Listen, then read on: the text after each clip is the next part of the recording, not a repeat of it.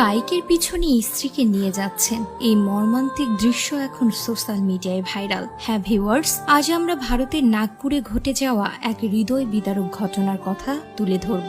ঘটনাটি এতটাই মর্মান্তিক যে শুনলে আপনারও মন খারাপ হয়ে যাবে।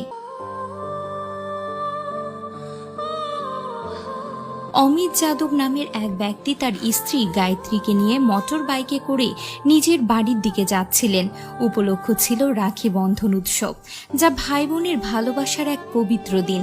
তারা চেয়েছিল পরিবারের সবার সাথে মিলে এই উৎসব পালন করতে, কিন্তু ভাগ্য তাদের জন্য অন্য কিছু লিখে রেখেছিল। তাদের এই আনন্দযাত্রা এক ভয়াবহ দুর্ঘটনার দুঃস্বপ্নে পরিণত হয়। ঘটনাটি ঘটে নাগপুর জবলপুর হাইওয়েতে।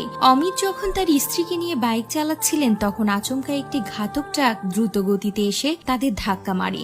ধাক্কার আঘাত এতটাই মারাত্মক ছিল যে গায়ত্রী ঘটনাস্থলেই প্রাণ হারান। আর ট্রাক চালক এই ভয়ঙ্কর কাণ্ড ঘটানোর পর এক মুহূর্ত না দাঁড়িয়ে সেখান থেকে পালিয়ে যায়। চোখের সামনে স্ত্রীকে এভাবে মারা যেতে দেখে অমিত যাদব শোকে পাথর হয়ে যান। তিনি ভেঙে পড়েন এবং সাহায্যের জন্য চিৎকার করতে থাকেন। রাস্তার ধারে থাকা লোকজনের কাছে তিনি বারবার সাহায্য চান, কিন্তু দুর্ভাগ্যবশত কেউ তার সাহায্যে এগিয়ে আসেনি।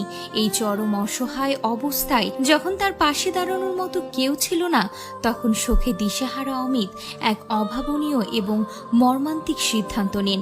তিনি তার স্ত্রীর নিথর দেহটি নিজের মোটর বাইকের সাথে শক্ত করে বেঁধে ফেলেন।